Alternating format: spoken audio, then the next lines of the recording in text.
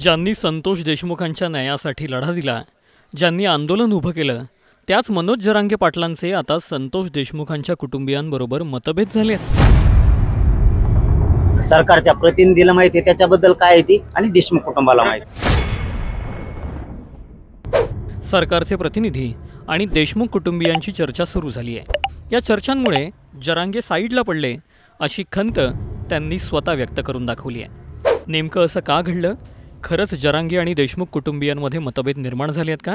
त्या मतभेदाचं नेमकं कारण काय आणि यात फडणवीसांचा रोल काय, याचा सविस्तर आढावा या व्हिडिओतून जाणून घेणार आहोत। सरकारच्या प्रतिनिधीला माहिती आहे त्याच्याबद्दल काय आहे ती, आणि देशमुख कुटुंबाला माहिती। सरपंच संतोष देशमुख यांच्या निर्घृण हत्येने अख्खा महाराष्ट्र हळहळला। देशमुखांच्या हत्येची तक्रार नोंदवली जात नव्हती, तेव्हापासून रास्ता रोको करून जरांगेंनी देशमुख कुटुंबियांना साथ दिली आहे। जरांगेंच्या खांद्यावर विश्वासाने डोकं ठेवून कितीतरी वेळा धनंजय देशमुखांनी आपल्या अश्रूंना वाट मोकळी करून दिली आहे। पण त्याच जरांगेंचे आणि देशमुख कुटुंबियांचे आता मतभेद झाल्याचं समोर आलंय। देवेंद्र फडणवीस आणि सरकारचा प्रतिनिधी ह्या केसचा कसा कार्यक्रम लावला, यांनी कशी पद्धतशीर विल्हेवाट लावली, हे तुम्हाला थोड्या दिवसात कळेल। संतोष देशमुखांना न्याय मिळावा ही भूमिका आधीपासूनच जरांगे पाटील आणि देशमुख कुटुंबियांनी घेतली होती। सुरेश धसांनी धनंजय मुंडेंची भेट घेतली, यावरूनही जरांगेंनी रोखठोक भूमिका घेत धसांना थेट सुनावलं होतं। पण आता खुद्द देशमुख कुटुंबियांनीच केस मार्गी लावल्याचा आरोप जरांगे पाटलांनी केलाय। देवेंद्र फडणवीस आणि सरकारचा प्रतिनिधी ह्या केसचा कसा कार्यक्रम लावला, यांनी कशी पद्धतशीर विल्हेवाट लावली, हे तुम्हाला थोड्या दिवसात कळेल। सरपंच संतोष देशमुख यांच्या हत्येवरून मनोज जरांगे पाटलांनी आक्रमक भूमिका स्वीकारली आहे। आरोपींना फाशीची शिक्षा द्या या मागणीसह त्यांनी थेट धनंजय मुंडेंवर आरोप करत त्यांना सहआरोपी करण्याची मागणी केली होती। त्याला पश्चाताप नाहीये, त्या झालेला खुनाचा, त्या फोटोचा, त्या देशमुख कुटुंबाचा, त्यांच्यावर जे संकट आलं, ते क्रूर पद्धतीने हत्या केली, याची त्याला पश्चाताप नाहीये। कारण त्याच्या त्या बोलण्यावरून लक्षात येतं की त्याने अगोदर ही गोष्ट मान्य केली होती की हा माझाच आहे म्हणून, खंडणी मागणारा आणि खून करणारा मगरूरपणे सांगितलं होतं त्याने, ते माजलेल्या अवस्थेत सांगितलेलं होतं। तोच माज आणि तीच मस्ती आजही त्याच्यात दिसली, तीच मगरुरी होती की त्याला त्याचा पश्चाताप झालेला नाही त्या फोटोचा। त्यांनी दवाखान्याच्या कारण करून राजीनामा दिला, असं त्याचं म्हणणं आहे।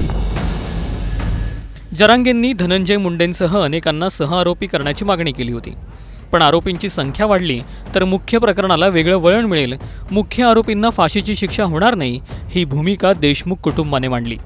याच भूमिकेतून देशमुख कुटुंबाच्या फडणवीसांच्या प्रतिनिधींशी गाठीभेटी होत आहेत। त्यातूनच देवेंद्र फडणवीस आणि सरकारच्या प्रतिनिधींनी संतोष देशमुखांच्या केसचा कार्यक्रम लावलाय, असं देखील जरांगेंनी म्हटलंय। सरकारच्या प्रतिनिधीला माहिती आहे त्याच्याबद्दल काय आहे ती, आणि देशमुख कुटुंबाला माहिती आहे। कारण त्यांनी माग सांगताना सांगितलं, आम्ही ठरवून, देशमुख कुटुंबाने आणि आम्ही ठरवून काही सहआरोपी होणारे थांबवले। त्यामुळे त्या मॅटरबद्दल त्यांनाच माहिती आहे, मला त्या मॅटरबद्दलचं माहिती नाही। ज्या दिवशी देशमुख कुटुंबाला गरज लागेल त्या दिवशी मी उभा राहील, पण आज मला माहीत नाही, त्यांचा अंधारात आधी काय ठरतंय हे मला माहीत नाही।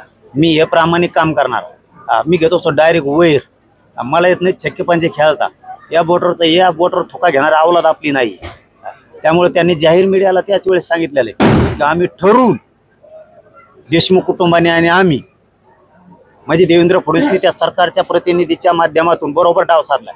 आता यांचा अंधारात काही ठरत आहे, तेच म्हणले आम्ही सहआरोपी लय मोठे होणार होते पण होऊन दिले नाही, म्हणजे हे वाचविणार त्यांना, आणि मग नुसतं आम्ही बोंबलो का उपयोग समाजाने, याला अटक करा, त्याला अटक करा, त्याला आरोपी करा, आम्ही बोंबलो का उपयोग, तुम्ही अंधारात काही ठरता तिकडं।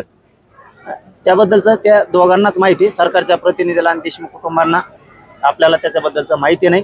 ज्या दिवशी त्यांना गरज लागेल त्या दिवशी मान काटून द्यायला पुन्हा पुढे उभं राहायला तयार आहे। त्याबद्दल आपल्या सध्या काही माहीत नाही, ते देवेंद्र फडणवीस जाणं, ते सरकारचा प्रतिनिधी जाणं, आणि ती केस आता ती कशी संपवणार आहेत ते तुम्हाला थोड्या दिवसात कळेल। देवेंद्र फडणवीस आणि सरकारचा प्रतिनिधी ह्या केसचा कसा कार्यक्रम लावला, यांनी कशी पद्धतशीर विल्हेवाट लावली, हे तुम्हाला थोड्या दिवसात कळेल।